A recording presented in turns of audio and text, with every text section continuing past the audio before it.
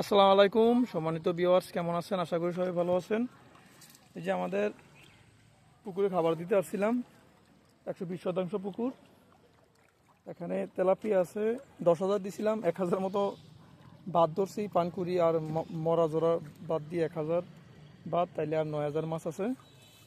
এই যে দেখেন সিপি তেলাপিয়া, এগুলা খাবার দিতে আসছি, মাছ হাজির খাওয়ার জন্য ইনশাল্লাহ। এখন খাবার দেবো। যে মাছের সাইজগুলো দেখাইতেছি আপনাদের দেখেন। এই যে আসবে এখন, এই যে মাছ,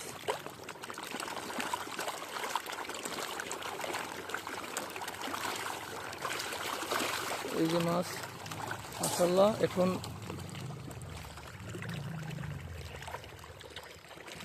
4-5 কেজি হবে।